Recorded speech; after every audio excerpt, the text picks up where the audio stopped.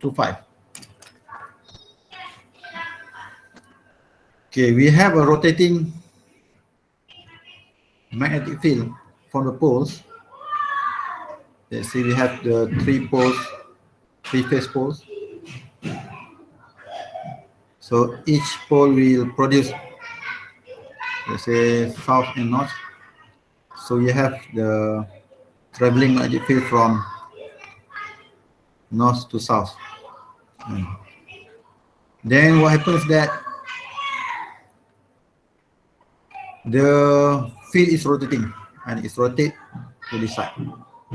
Then we have a PS, means that your stator, a magnetic field which is moved anti-clockwise and or counter-clockwise, CCW. So it happens that when we have a magnetic flux and for a motor, left hand rule, and we have a left hand rules, no? Motor. So we have a moving magnetic flux, magnetic flux, and to this side, so we have a current that flows to flowing our index finger. And so the flux is from if the movement here, the force is counterclockwise and counterclockwise. So we have current that flows out. So this point means that the current is flowing out, and the current is flowing out, and so the force is over there, means that it will rotate also to the left, and we have force to the left and or counterclockwise, and we have the field that moving upwards. And then what happens that when we have BS, and it will generate the current, and we generate voltage, generate voltage and also current. So the current is moving out and moving out. Then when the current is generated, we have another term of right hand rules of the generator. And remember that when we have a moving current of I, and in the magnetic field of B, so it produces another F, and so another F. Sorry, if the moving the moving rod is moving to F, we will produce another B actually, and another B. So this B is producing at another 90 degrees from your IR. So if you shift this B to here, so we are having a net of B net here, and we are having B net. So this is our B net. Means that BS will produce IR, and IR will produce another B, and which is B rotor. This is B stator, this is B rotor, and you have current that move to certain so-called direction. So you produce another anti field, which is BR here. So BR produce backward. So BS minus BR, you will get B net. And so there will be a term of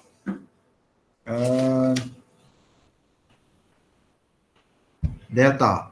Delta means that the angle that we measure from your B, we have here BS, we have here B net, and sorry, we have here B rotor, and so here will be your B net, and so this is your delta.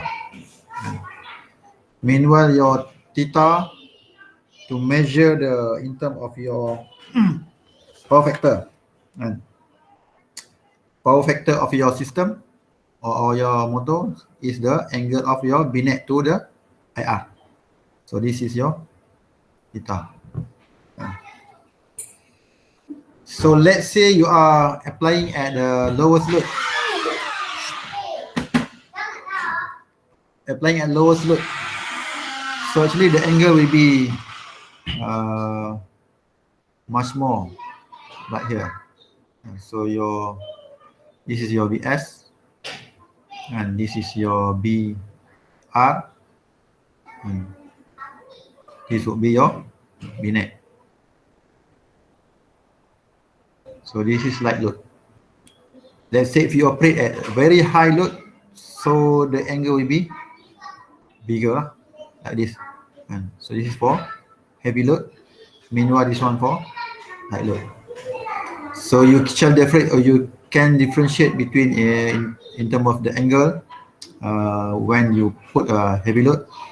Means that you have a high slip, and heavy load, the slip between your rotating magnetic field compared to the rotating stator rotor here, so it will be left behind much bigger, and the slip value that we mentioned or we discussed previously is between 2 to 6%, and means that if your rotating field at 100, let's say 100 RPM,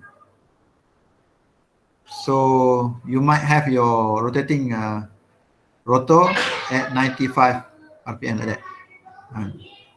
So it means that if this one turns 100 times already in per duration, this one will turn another at only 95 turns per minute, and rotation per minute. Okay, when we take a look at the performance or in terms of response, in terms of the response, sorry for the noise. In terms of response by individual parameters, okay.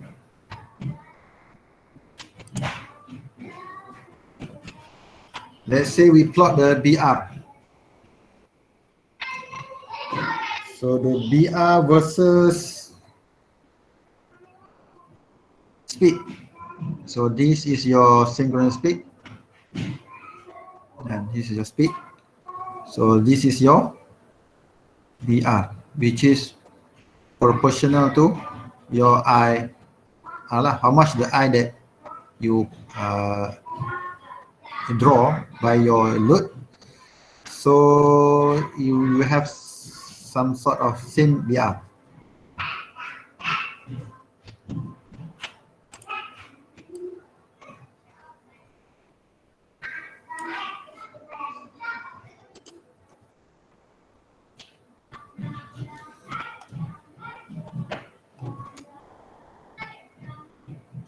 Actually should be like this. So as long as so this is the region, actually this is the region that we are focusing on, this is the region. So yeah, means that from synchronous speed down to 6% of slip, and so this is the important region that you should take care of, and means that the response of the rotor will be in linear. Once your speed reduced compared to synchronous speed, so you shall have a once your induction R I here, or induce BR, and increase your BR increase, so your speed also will reduce, and your synchronous speed will reduce once your BR increase or IR increase, and your I increase, your synchronous speed will reduce. And the reduction should not exceed this kind of percentage. Usually we define by full speed, which is synchronous speed, down to 6%, and like that. If you push in further or you increase further, and so the speed will be reduced drastically, and dia saturate kat sini, it's saturate here. You push in further, so the speed will drop to 0. And so means that you have to operate, or you have to take care such that it should not reach this point and saturation point. Okay, that one shown in the graph, which will provide to you all in the notes. And then the graph is regarding or showing the B net and your net maximum net magnetic field strength, and when you minus BR from your B stator here, and so you get your B net. And so once you change your BR, so you have another B net. The B net flux or net magnetic fields here will not change based on the speed, but it will reduce in terms of the parameter range. Maybe at light load you have a lower B net, and at heavy load you have a higher net. And okay, then regarding your power factor, and power factor curve, and which is cos theta, and cos theta of your rotor angle. So this is your rotor angle from your B net to your current. This is your theta from B net to your IR here. So at full speed or at light load here, you put in more load, it will reduce in terms of speed. So at full speed, you should have a unity power factor and cos theta, which is 90 degree, and so you should have a higher power factor and near to 1. So this is 1, power factor 1. But once your load increase, so your speed also reduce, so the value of your cos theta or your power factor will reduce accordingly. And once it reaches near 0, by right, your power factor will reduce. But usually we don't operate down to here. So usually around this area. So means that the power factor of the induction machine should be at a high range. Okay. Then from all the graph here, we are able to see that in terms of their performance, in terms of their torque speed characteristic,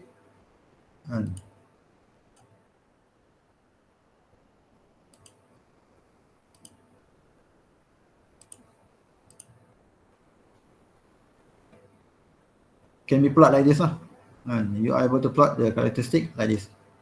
And we try to compose a lab module for your incoming weeks, such that you can evaluate your you can understood further on your induction motor. And okay, as you can see here, the graph shows the speed versus induced torque. So it means that the torque of your motor you can supply at 100% and 100% torque, this is the actually the expected torque that the motor should operate lah. Yes, so this is your full load torque level. But the ability or the capability of the motor usually is oversized to be like this lah. And so you choose the motor that 200% and of your full load torque usually. And so in terms of load matching, so this is how you select your motor. You cannot select the motor that the characteristic like this, and it has a same curve, but the starting torque is less than your full load torque. Because once you start your motor with load, for sure you cannot pull your or turn your shaft because you are having motor characteristic which is starting torque less than the required torque of your motor. Or else you have to modify your system such that if you have only this kind of motor, so you have to modify your system such that at starting point you don't connect yet to the load, but you connect only gradually to the once the motor speed increase and reach your synchronous speed. And so you cannot directly connect to the load, but you can connect after it increase to the certain speed, then you connect to the load. Okay, and in terms of term, so full load torque means that this is the region where the motor usually operate. So we see or we evaluate the graph based on right to left, and we see from right to left actually. So this is the region that important in our operation. And so, like I told you before, from synchronous speed down to let's say 6%, or let's say down to 10%, and some motor they have a low efficiency. So this means that the speed from here, synchronous speed, down to this point. So if you enlarge or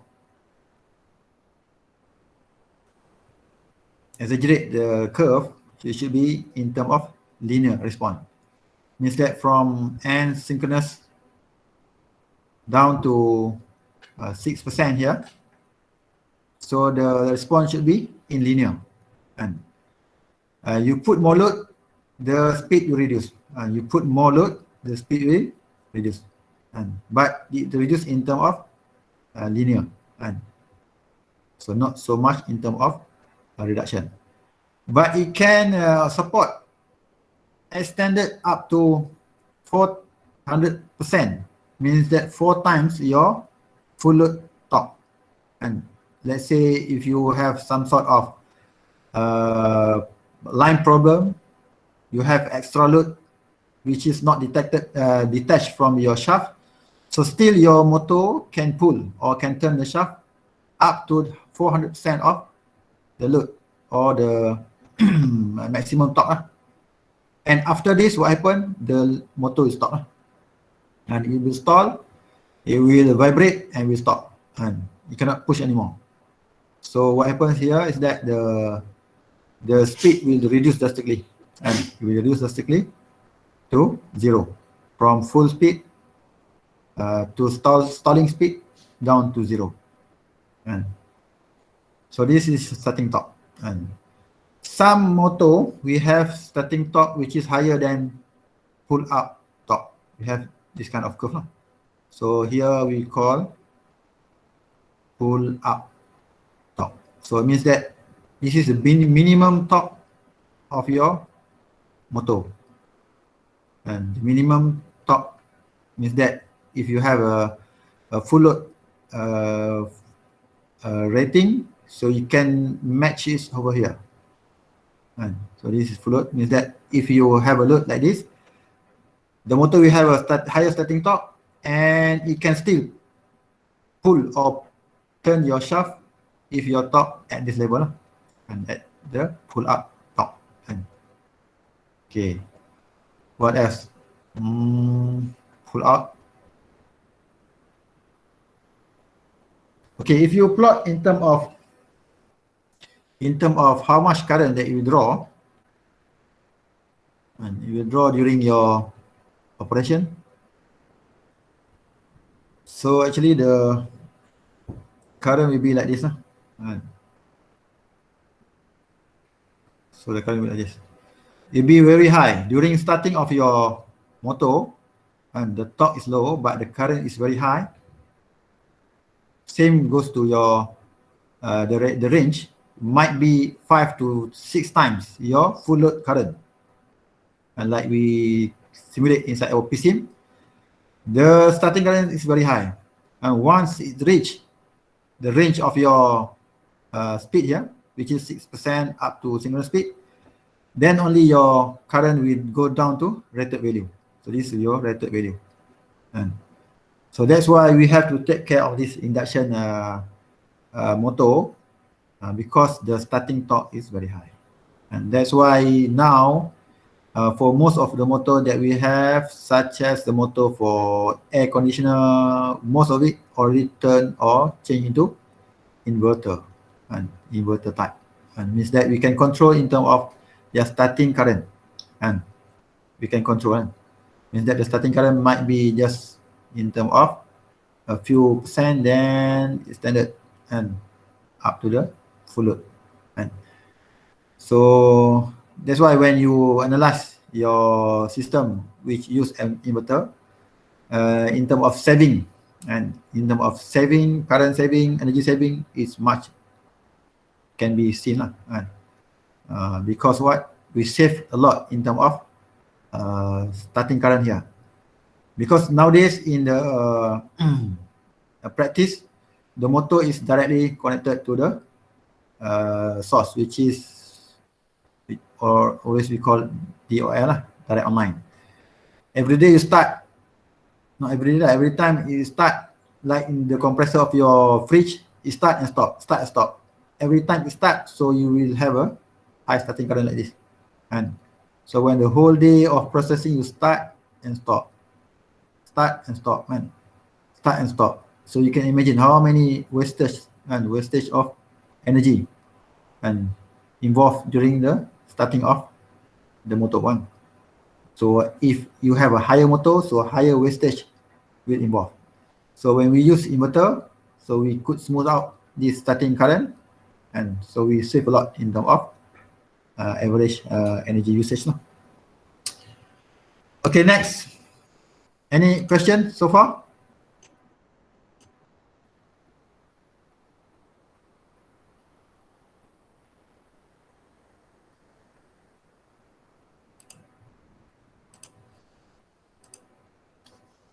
Any question?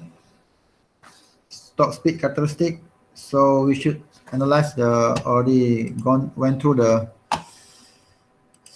characteristic of the induction motor.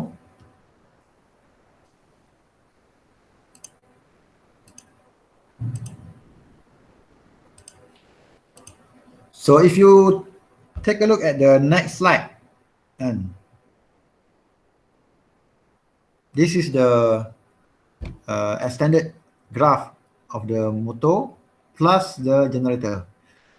If you operate at synchronous speed and below, so it is the operation of your motor lah.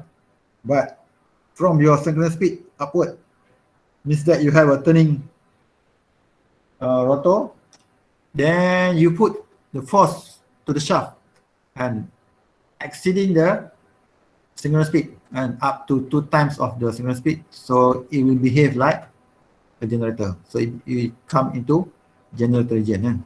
Just now it produced torque. Now you produce or you induce the torque. So what happens that it will produce voltage and generated voltage. So in terms of how much it produce, and you push in more torque, so it produce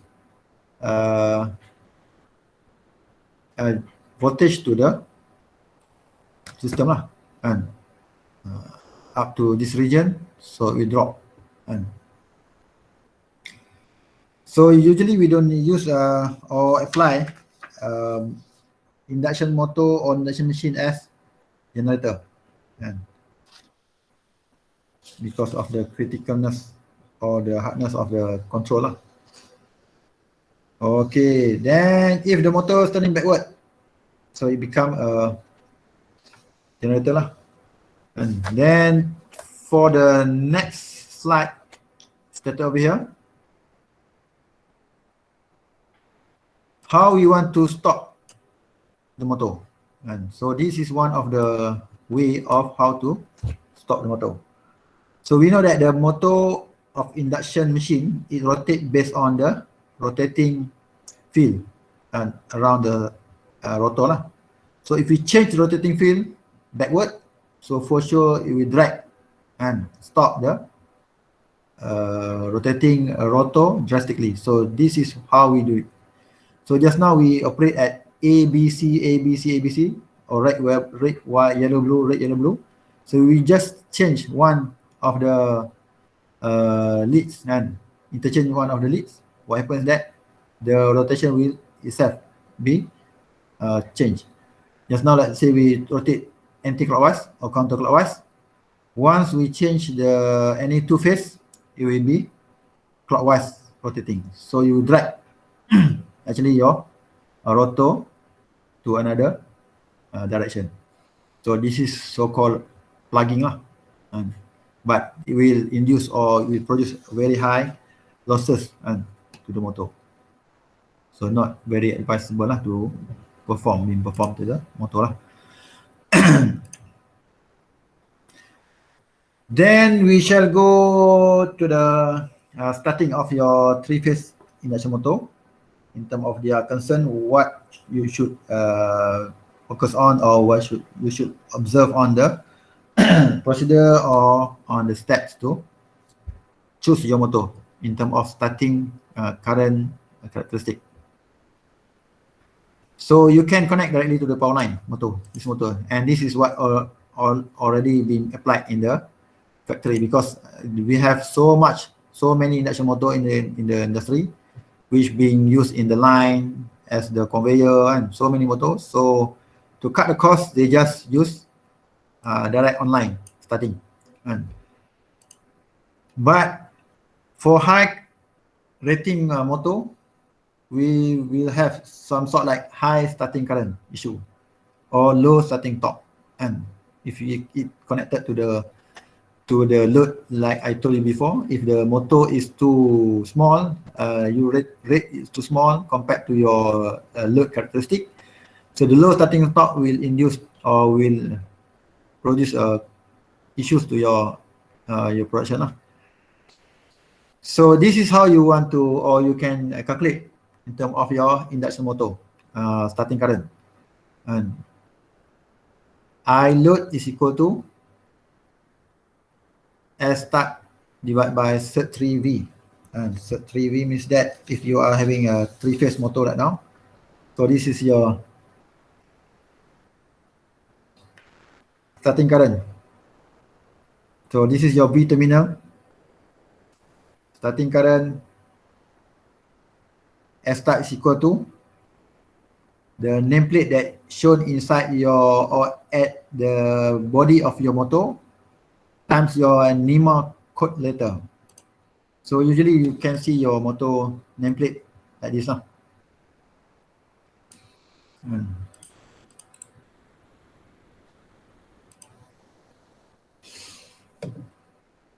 We have model number, how much the horsepower. So horsepower, if you want to change into watts, you just direct multiply by 746 and watts. So 2 times 746 and watt. You get your power rating in terms of watts. But usually they put in horsepower because the motor we use for to turn or to twist the shaft. So they put in horsepower, how much it can drag or it can pull the load. So in terms of RPM, so this is the after sleep RPM, how much RPM.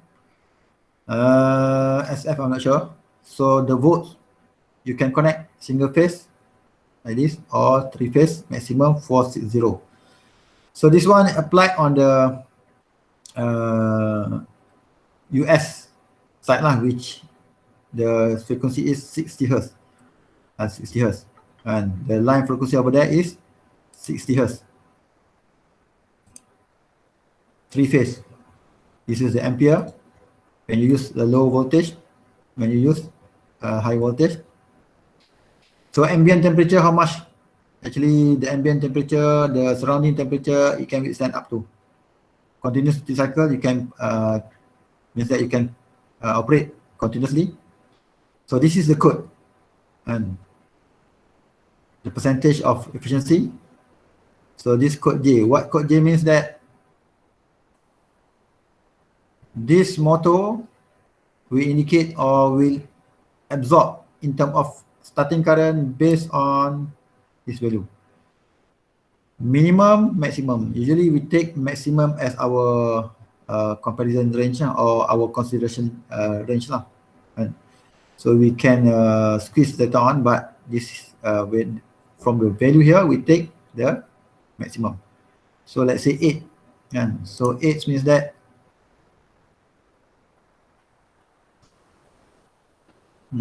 just now, and 8, so 2 horsepower times 8, so 16 ampere. So that is your starting current, and your starting current 2 horsepower times 8, so 16. So for example, if we have 15 horsepower, 208 volt, which code memo letter of F. So F means that the kVA per horsepower is 5.6, and so 15 times 5.6, you will get 84. Sorry, not in ampere, right? kVA, kilovolt ampere. So your starting current is going to be 84 kilovolt ampere divided by 3 times 208 volt. So this is your what's so called load starting current and 233 ampere, which is, if let's say your 15 horsepower, how much actually your rated current? And P equal to VI, and so how much? So P divided by V, you will get how much actually your rated current. 15 horsepower times 746, 11.19 kilowatts, divided by 208, so it should be 53.8 ampere or 54 ampere. Your full load or rated current is 54 ampere, but your starting current is 4 times bigger, and 4 times bigger than your full load current. So the concern now is how to reduce the starting current. And so that is how this kind of arrangement comes into the picture. And means that if we start at a lower, at the terminal voltage per the line voltage, so the high inrush current will go to your motor. Now what we do is that we try to reduce in terms of their incoming terminal voltage level by we use some sort like a voltage divider rules. Here we have voltage divider rules. We put inductor or resistor here to divide or to reduce the incoming voltage. After the motor go or reach the synchronous near the synchronous speed, so then we tap back to the line. And also either we use auto transformer like this, starting step, or we use star delta and star delta. In delta type, per what you have learned before, the line to line voltage is very high, but when you convert into star, so it will divide by 3, and so it means that you are able to reduce and divide by 3 of your incoming terminal voltage to your motor. So same like this, you reduce the incoming terminal voltage now. So we proceed with speed control induction motor later on. So we stop here at the starting of your induction motor. So your laps will be up to the starting up to the analysis of the motor. in terms of how the motor behave and and you do analysis in terms of their efficiency at certain load. Same like you have performed on your DC motor, and but just you change the motor into induction motor. And okay, so far have you have any question? We should end up at that part as of now. So any question?